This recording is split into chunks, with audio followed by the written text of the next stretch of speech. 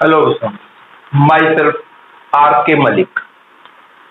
आज मैं आपको जेई मेंस के जो पिछले सालों में क्वेश्चंस आए हैं उनको करवाने जा रहा हूं। ये लेक्चर आपके लिए बहुत ही ज्यादा बेनिफिशियल हो जाएगा यदि आपने मेरा जेई मेन का थ्योरी और प्रॉब्लम्स वाला लेक्चर अटेंड किया है तो। अदरवाइज मैं इसमें ये सपोज करके चलूंगा कि आपको theory of complex number up to mains level clear है। वैसे तो सबसे अच्छा है कि यदि आपने मेरा लेक्चर अटेंड किया हो तो फिर उसके बाद ये वाला लेक्चर आपके लिए बहुत ही ज्यादा बेनिफिशियल हो जाएगा, क्योंकि मैं मोस्टली ज्योमेट्रिकल वे यूज करता हूं क्वेश्चन करने के टाइम, और शॉर्टकट वेज भी मैं बहुत ज्यादा बताता हूं। ज्योमेट्रिकल वे का फायदा होता है ये कि एक तो आपका कॉन्सेप्ट ऑफ क्वेश्चन क्लियर हो जाता है, और दूसरा फायदा ये होता है कि आप क्वेश्चन को शॉर्ट वे से कर पाते हो, क्योंकि मोस्टली क्वेश्चन जो एग्जामिनर इस चैप्टर के बनाते हैं वो एक्सपेक्ट करते हैं कि बच्चा इसको ज्योमेट्रिकल वे से बहुत छोटे में कर दे, लेकिन ज्यादातर क्वेश्चन के अंदर मैंने देखा है कि बुक्स में जो सॉल्यूशन दे रखे हैं वो लेंथी और मैथमेटिकल सॉल्यूशंस दे रखे हैं, लेकिन मैं आप देखोगे कि ज्योमेट्रिकल वे से क्वेश्चन को करता हूं। और आपसे फिर से मैं एक बार रिक्वेस्ट करूंगा कि यदि आपने मेरा जेई मेन का थ्योरी एंड प्रॉब्लम्स वाला लेक्चर नहीं अटेंड किया है तो पहले उसको अटेंड कर लो, तो उसके बाद आपको ये वाला लेक्चर बहुत ही बेनिफिशियल होगा। स्टिल यदि आपने वो लेक्चर अटेंड नहीं भी किया है तो भी मैं कोशिश ये करूंगा कि जो कॉन्सेप्ट मैंने उसके अंदर बताए हैं उन कॉन्सेप्ट को मेनली मैं दोबारा से एक बार बता दूंगा क्वेश्चन करने के टाइम, ताकि आपको समझने में दिक्कत ना आए। अब मैं क्वेश्चन शुरू कर रहा हूं। ये पहला क्वेश्चन है, इसमें कहा गया है कि Z and W are two non-zero complex number, and it is also given to you that mod of Z is equal to mod of W, and argument of Z plus argument of W equal to 5. Then the value of Z is। अब इस question को करने के लिए, क्योंकि mod Z mod W के बराबर दे रखा है, तो मैं ऐसे सपोज कर सकता हूं कि let Z equal to R into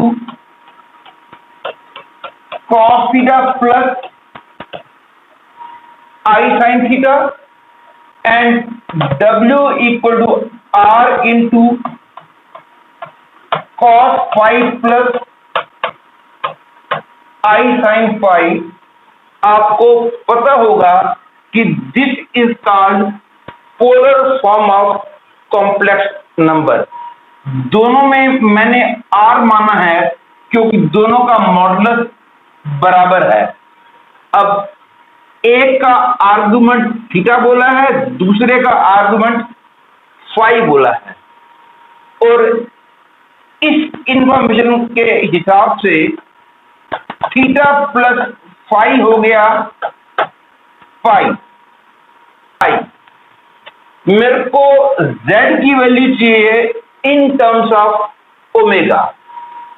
तो z से मैं शुरू करता हूं और इसको मेरे को ओमेगा में कन्वर्ट करना है, तो थीटा को मैं फाई माइनस फाई बोल देता हूं। I sine phi minus phi, that is z equal to r into ये बन गया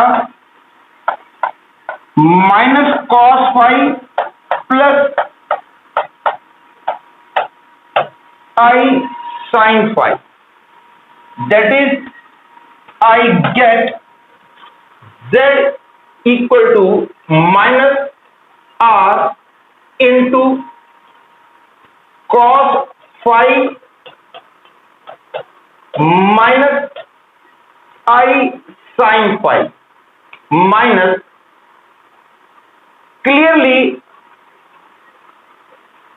ये जो है इसका कंजुगेट है, therefore I can say equal to minus omega bar. Therefore, the value of z becomes B choice. Because answer आया हमारा minus omega bar. Therefore, B choice becomes the correct choice.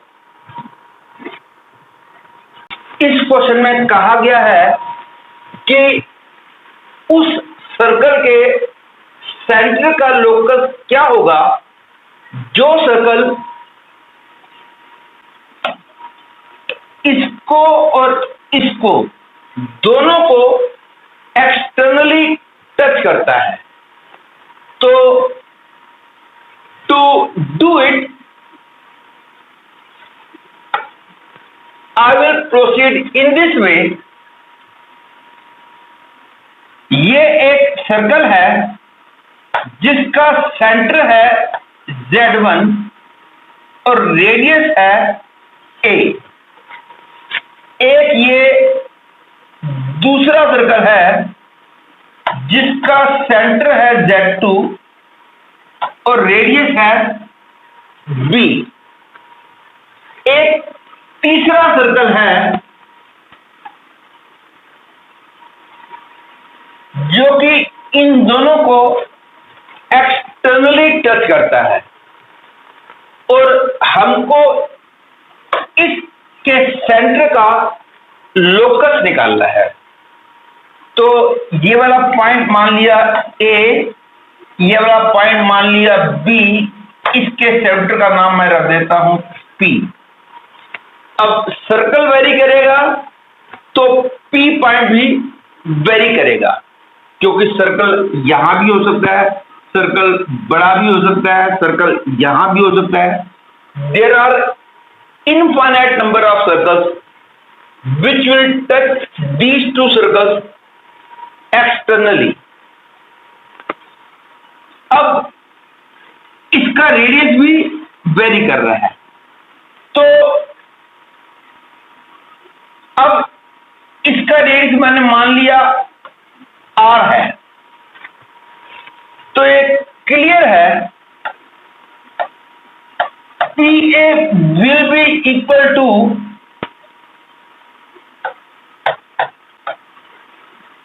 r plus a and PB will be equal to r plus b। अब मैं इन दोनों को subtract करता हूं तो I get PA minus PB equal to A minus B। और आपको पता होगा, नहीं पता तो याद रख लो, यदि कोई पॉइंट मूविंग पॉइंट है उसका दो पॉइंटों से डिस्टेंसेस का डिफरेंस कांस्टेंट है, मतलब कि पीए माइनस पीबी कांस्टेंट है, तो locus of P is always hyperbola. यदि आपने हाइपरबोला चैप्टर पढ़ा हो मेथ लेवल में तो आपको ये वाली प्रॉपर्टी पता होगी। ऐसी ही एक प्रॉपर्टी और है, यदि पीए प्लस पीबी कांस्टेंट हो तो locus of P is ellipse. ये दोनों बातें आपको पता होनी चाहिए क्योंकि इनका यूज होता रहता है।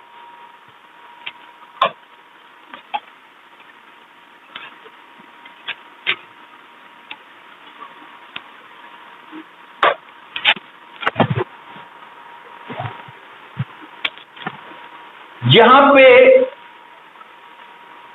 P A minus PB is equal to A minus B आया है और ए कांस्टेंट है, बी कांस्टेंट है, तो इसका मतलब ये कांस्टेंट हुआ। ए और बी फिक्स्ड पॉइंट है, पी वेरिएबल पॉइंट है, P A minus PB constant आया है, तो locus of P will be a hyperbola.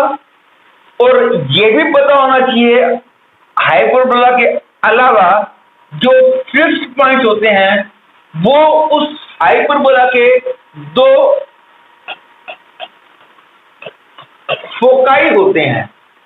Foci की जरूरत यहां पड़ नहीं रही है, लेकिन मैं कॉन्सेप्ट की क्लैरिटी के लिए और रिवीजन के लिए मैं बता रहा हूं कि जब P A minus PB constant होता है तो पी पॉइंट का लोकस हाइपरबोला होता है और ए और बी पॉइंट जो है उस हाइपरबोला की फोकाई होती है। तो hence the correct choice is B choice. इस क्वेश्चन में कहा गया है कि z and omega are two non zero complex numbers such that mod of z omega equal to 1 and argument of z minus argument of omega equal to pi by 2। तो z bar omega की value इनमें से कौन सी होगी? To do it,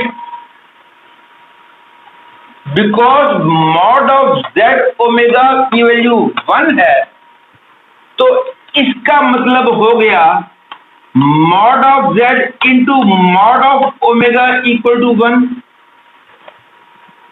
और यहां से मैं ये कंक्लूजन निकाल सकता हूं कि यदि मॉड ऑफ z को मैं r बोलूंगा तो मॉड ऑफ ओमेगा को 1/r बोलना होगा। और ये जो कंडीशन दे रखी है इसको यूज करने के लिए मैं अब इस कंडीशन को यूज करने के लिए मान लिया argument of omega is equal to theta, तो argument of z will become pi by 2 plus theta। तो z की वैल्यू आ जाएगी r into cos pi by 2 plus theta plus I sin pi by 2 plus theta। That is z की value आ गई r into minus sine theta plus I cos theta. और इसी को use करते हुए ओमेगा की वैल्यू, क्योंकि मॉड ऑफ ओमेगा 1/r है और आर्गुमेंट ऑफ ओमेगा थीटा है, तो मैं बोल सकता हूं 1/r into cos theta plus I sine theta. अब हमको z बार ओमेगा की वैल्यू चाहिए। यहां से मैं कंक्लूजन निकालता हूं कि z बार की वैल्यू हो गई r into minus sine theta minus I cos theta, क्योंकि कंजुगेट निकालने के लिए हमेशा आई की जगह माइनस आई किया जाता है। तो ये हो गया z बार की वैल्यू, ये हो गई ओमेगा की वैल्यू, और हमने z बार इंटू ओमेगा की वैल्यू निकालनी है। z बार इंटू ओमेगा का मतलब हो गया minus sine theta plus I cos theta into 1/r into cos theta plus I sine theta. That is z bar omega की वैल्यू हो गई -1 इंटू साइन थीटा प्लस आई cos theta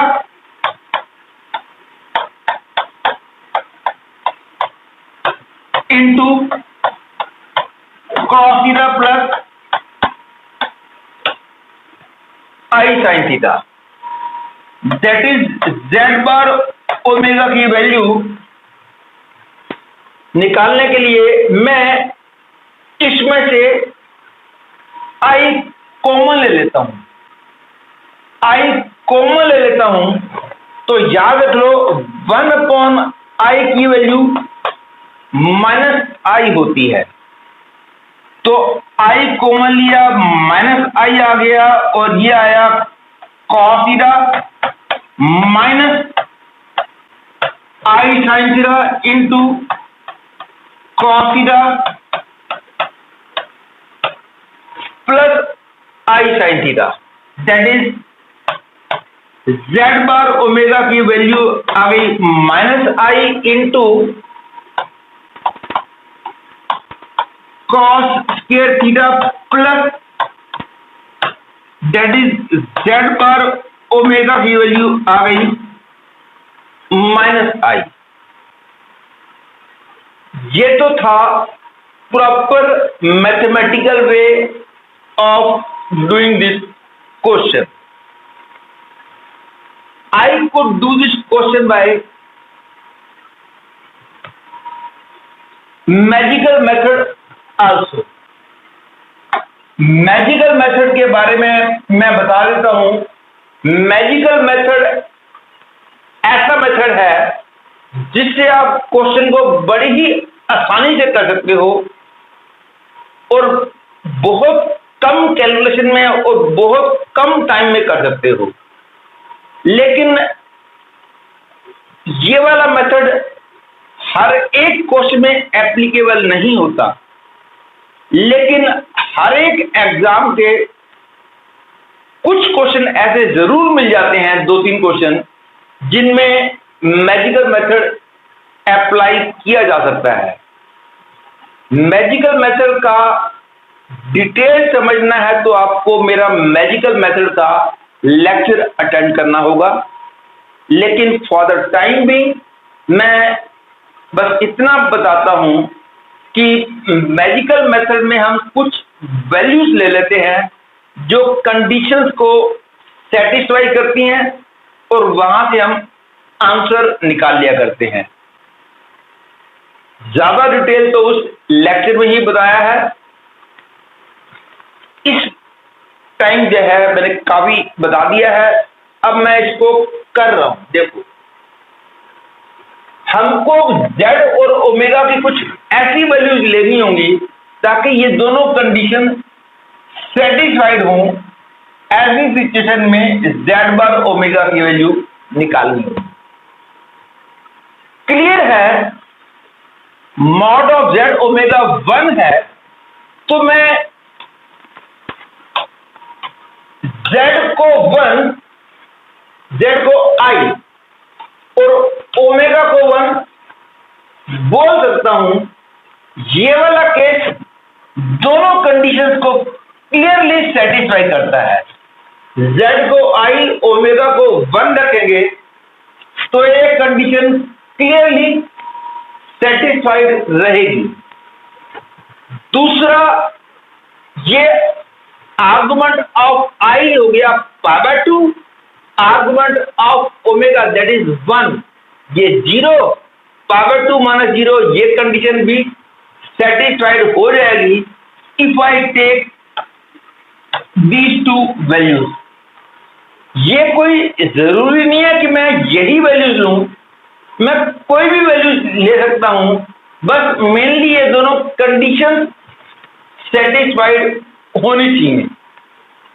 मैं इसको देखकर बोला कि दोनों के आर्गुमेंट का डिफरेंस π/2 है, तो मैं इसको z को i और ओमेगा को 1 ले लेता हूं। मैं ऐसे भी कर सकता था, z को मैं -1 ले लेता और ओमेगा को i ले लेता, तो भी आर्गुमेंट का डिफरेंस π/2 होता। तो इसलिए मैं z को -1, ओमेगा को i ले लेता, तो भी आर्गुमेंट ऑफ -1 हो जाता पाई, आर्गुमेंट ऑफ ओमेगा हो जाता π/2, तो भी ये कंडीशन सेटिस्फाइड रहती और ये कंडीशन भी सेटिस्फाइड रहती। तो ये वाली वैल्यूज लेके भी सेम आंसर आएगा, ये वाली वैल्यूज लेके चलोगे तो भी आंसर सेम आएगा। तो अब इन वैल्यूज को यूज करना है मेरे को। मैं z को i और ओमेगा को 1 लिया है, तो ये हो गया 1, ये वाली कंडीशन भी सेटिस्फाइड, ये वाली कंडीशन भी सेटिस्फाइड। तो इसके अंदर वैल्यू पुट की, z बार का मतलब -i into omega is 1, answer is -i, and I can say that A is the correct choice। पहले भी आपने देखा था कि आंसर जो है A आया था -i।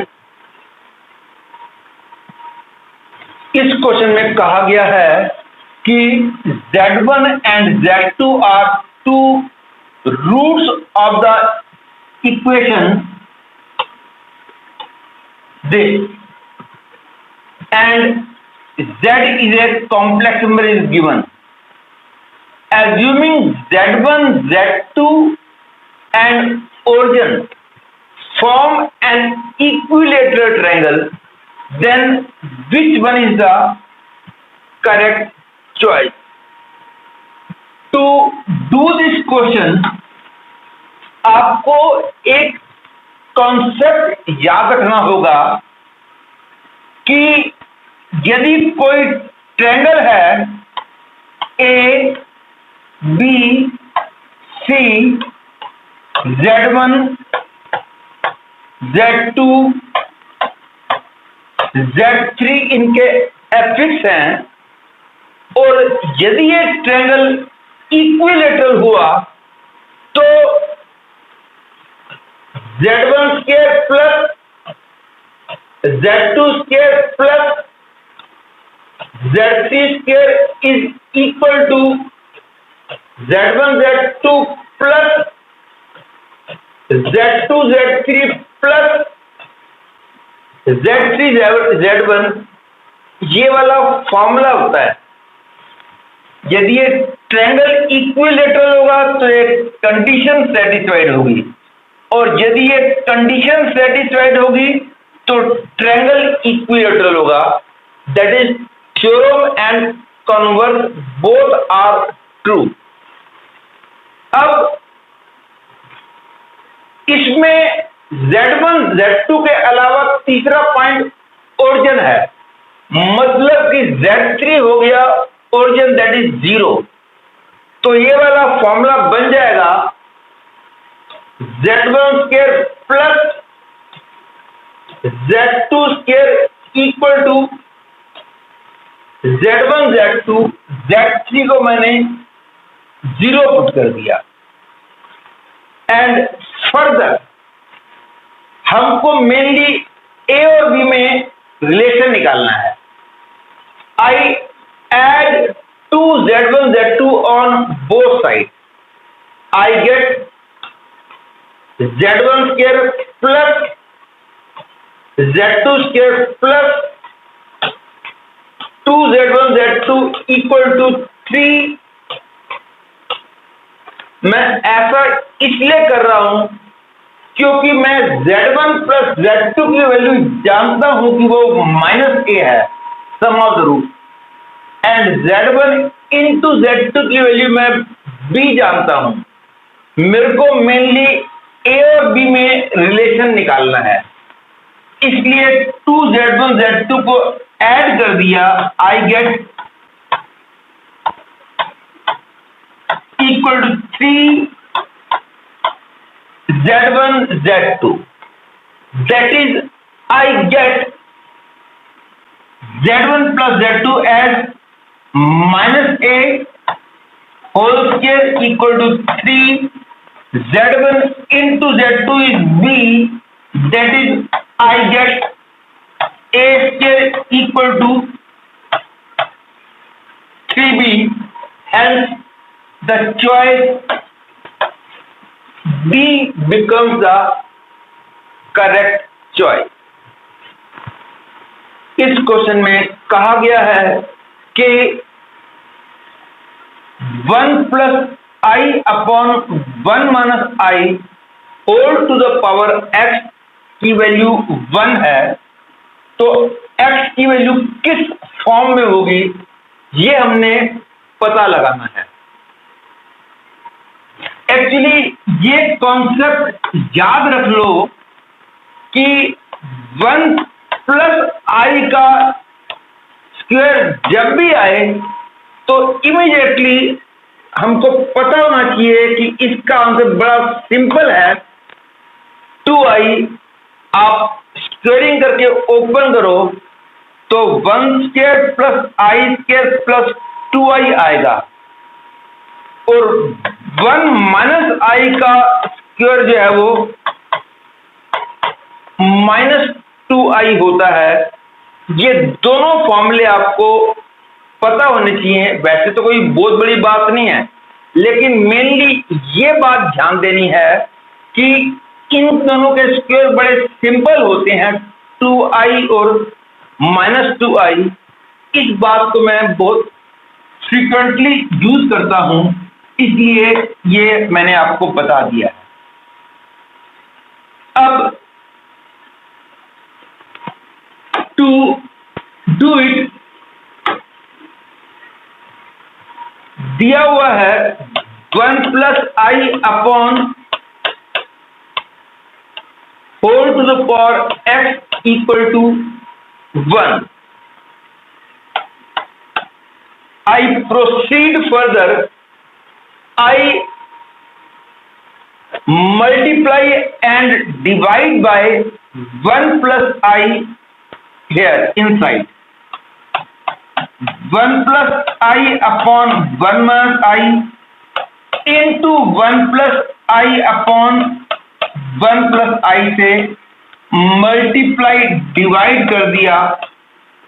इसका मेरे को फायदा ये मिला कि ऊपर 1 प्लस आई का स्क्वायर आ गया जो कि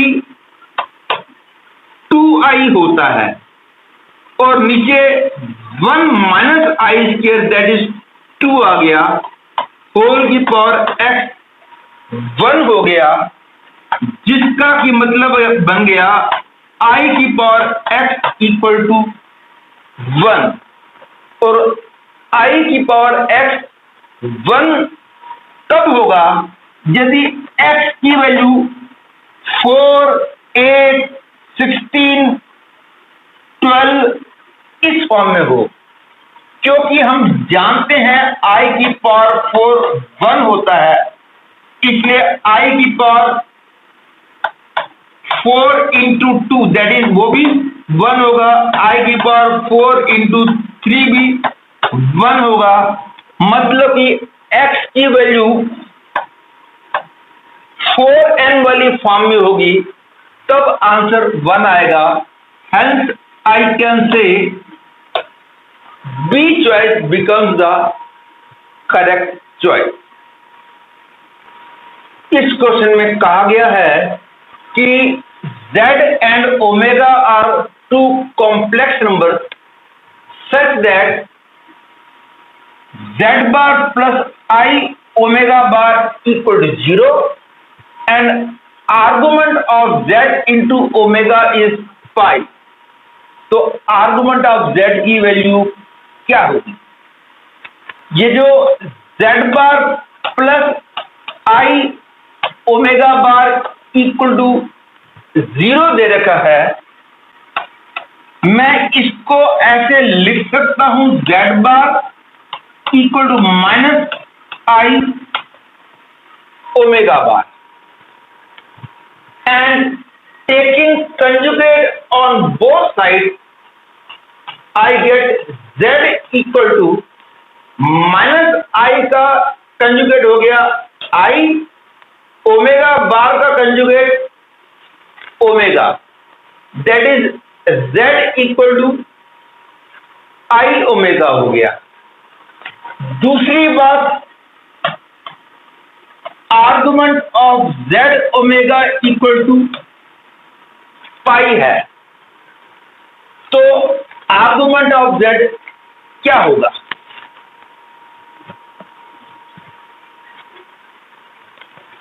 यहां से मैं क्लियरली कह सकता हूं कि argument of z plus argument of omega is pi, क्योंकि मैं जानता हूं कि argument of z1 into z2 की वैल्यू जो होती है argument of z1 plus argument of z2 and argument of z1 upon z2 की value argument of z1 minus argument of z2 होती है। एक्चुअली जस्ट फॉर इंफॉर्मेशन बता रहा हूं, strictly speaking this and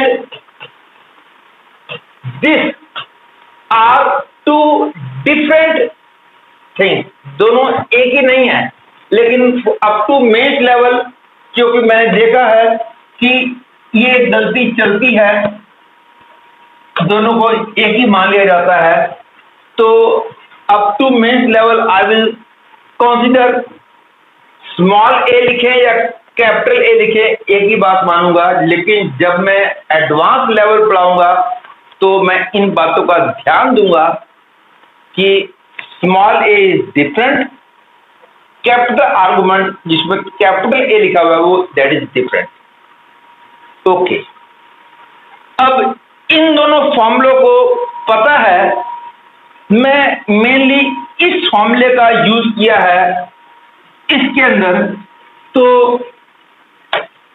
I got this relation and इसको use करना है, तो I get argument of z equal to argument of i omega, that is I get argument of z equal to argument of I plus argument of omega. Argument of I is pi by 2. So I get argument of z equal to pi by 2 plus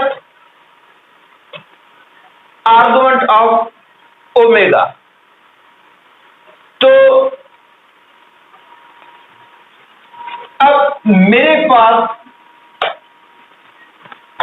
एक relation ये है और एक relation ये है, दोनों से argument of omega को एलिमिनेट कर दिया जाए तो आर्गुमेंट ऑफ जेड की वैल्यू मिल जाएगी।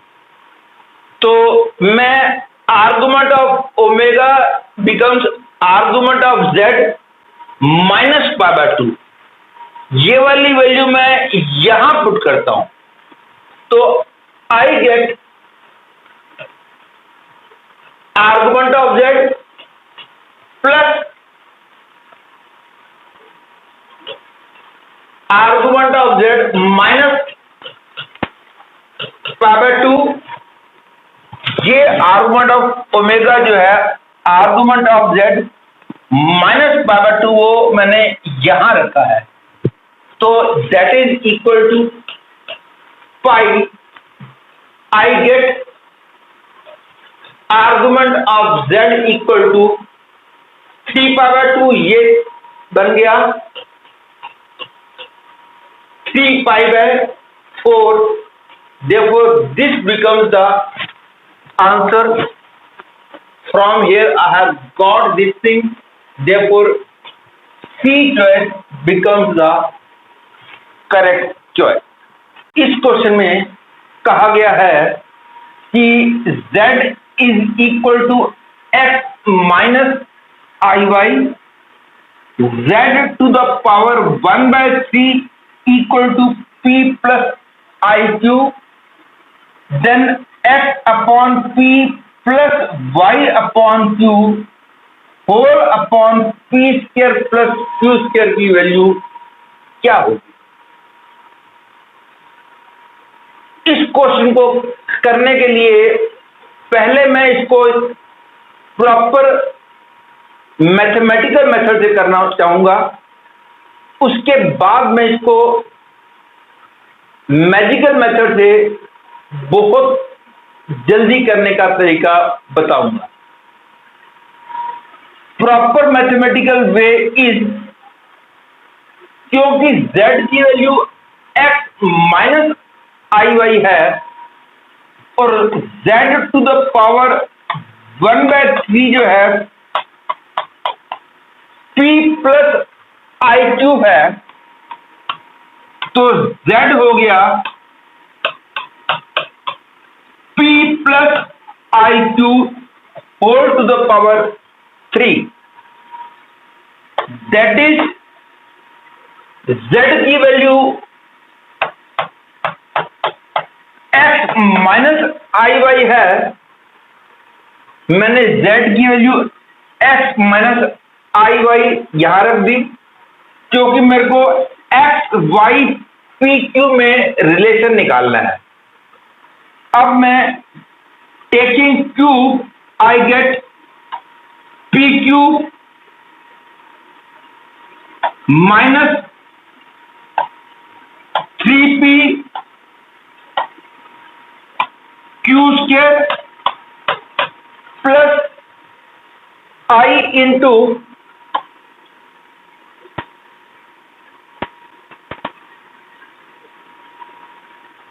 3p स्क्वायर क्यू माइनस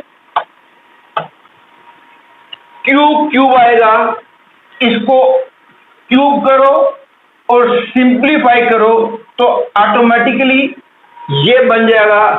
ये तो आप इजीली कर सकते हो और यदि आपको प्रैक्टिस ज्यादा हो तो directly you should be able to write this. And from here I get x equal to p cube minus 3p q square.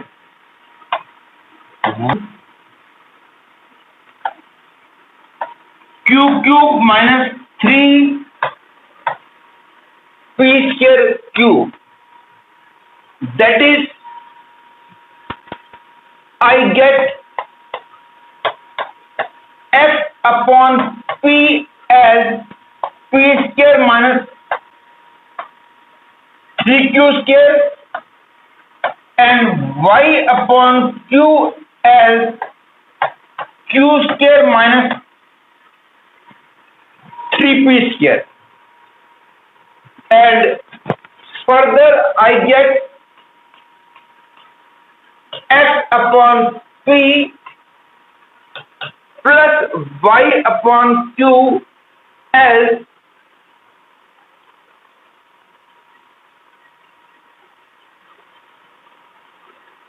minus 2 into p square plus q square, and taking p square plus q square in the denominator, I get x upon p plus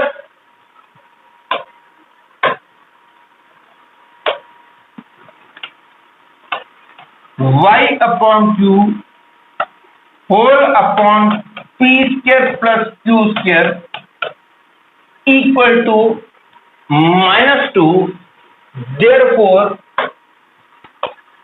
first choice becomes the correct choice. अब मैं इसको magical method से with in few steps कर दूंगा. Magical method से, जैसा कि मैंने पहले भी बोला था, हम कुछ ऐसी वैल्यूज ले लेते हैं जो गिवन कंडीशंस को सेटिस्फाई करती हों. कोई भी वैल्यूज जो गिवन कंडीशंस को सेटिस्फाई करती हों और वो सिंपल वैल्यूज हों. जैसा कि इसके अंदर मैं z की वैल्यू 2 ओमेगा क्यूब ले लेता हूं ताकि यहां पे 2 ओमेगा आ जाए, और 2 ओमेगा की वैल्यू हम जानते हैं -1 प्लस √3i होती है. मैं z की वैल्यू 2 ओमेगा क्यूब ले लेता हूं. तो from here I get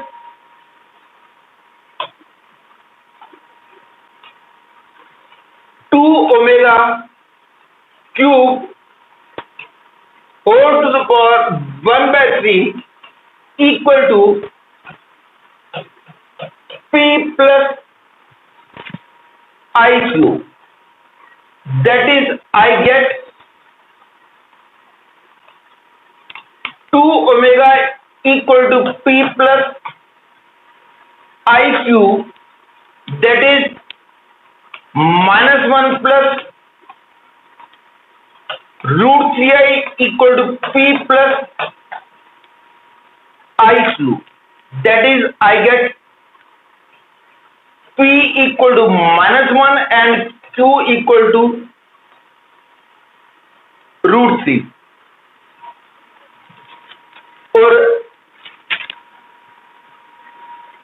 ये क्लियरली 8 है, बिकॉज 8 ओमेगा क्यू इज 1.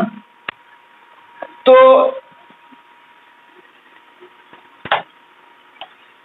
इसको ध्यान में रखते हुए z की वैल्यू 8 यहां रखें तो x की वैल्यू आ गई 8 और y की वैल्यू आ गई 0. तो आई हैव गॉट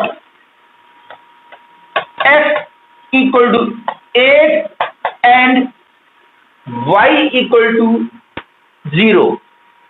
बस अब ये वाली वैल्यू गिवन एक्सप्रेशन में पुट कर दो, आंसर आ जाएगा। तो गिवन एक्सप्रेशन में x upon p that is 8 upon -1 plus 0 upon √3 whole upon p square plus q square becomes -8 upon 4 that is -2. In this way I have got the same answer -2. कई बच्चे सोचेंगे कि हम ये वैल्यू सोचेंगे कैसे। Actually ये कोई जरूरी नहीं कि मैं यही वैल्यू सोचूं, मैं कोई भी दूसरी वैल्यू ले सकता हूं। मैं कई बच्चे सोच रहे होंगे कि और भी आसान हो जाता यदि मैं z की वैल्यू 1 ले लेता, तो 1 to the power 1/3 1 हो जाता। तो यदि मैं z की वैल्यू 1 लेता, दिक्कत कहां आती वो देखो। 1 equal to x minus iy, यहां 1 रखा, 1 to the power 1/3 equal to p plus iq। इसकी 3 वैल्यूज होती हैं, कोई भी एक ले लो। मैं इसकी वैल्यू यदि 1 लेता हूं तो 1 equal to p plus iq आ जाएगा। दिक्कत अब ही आएगी, यहां से कंक्लूजन मिला x equal to 1, y equal 0, p equal to 1, q equal to 0। अब दिक्कत यहां आई कि यहां भी 0 आ गया और यहां भी 0 आ गया, जो कि गिवन एक्सप्रेशन को सिंप्लीफाई होना इम्पॉसिबल बना देगा। इसीलिए मैंने z की वैल्यू 1 नहीं ली थी। हाँ, आप ऐसा कर सकते हो कि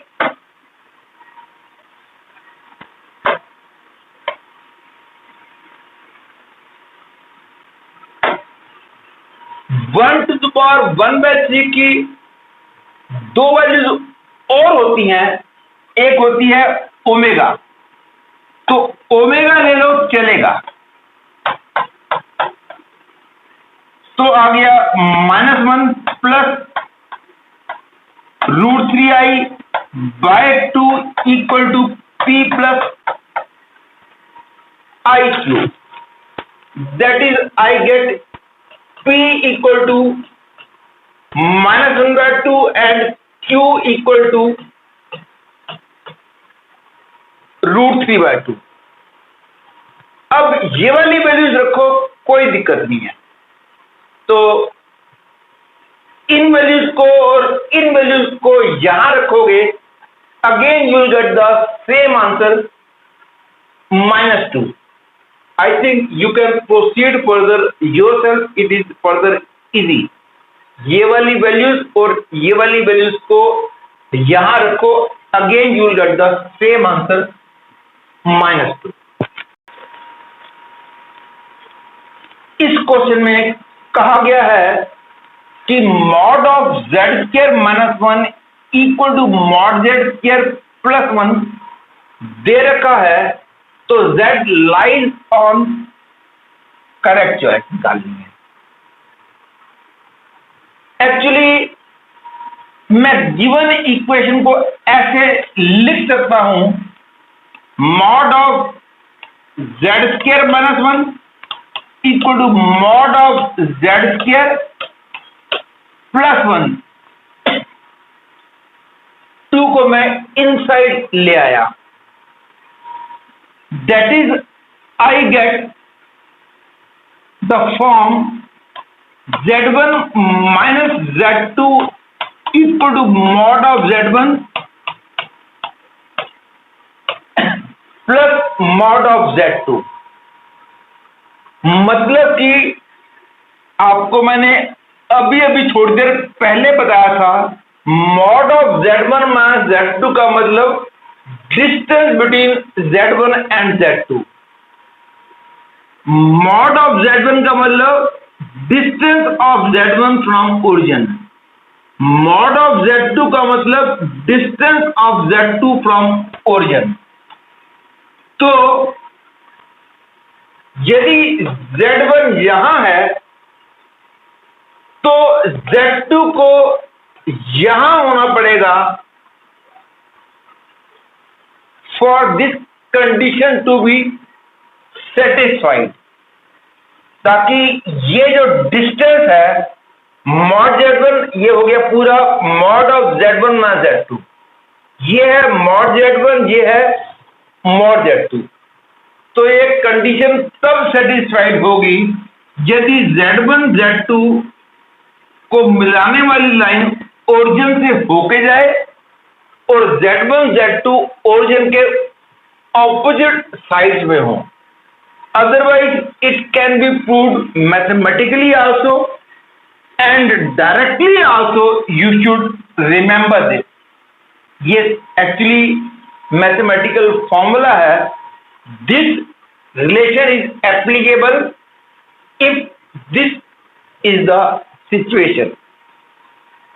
ऐसे ही एक और है mod of Z1 plus Z2 is equal to mod Z1 plus mod Z2।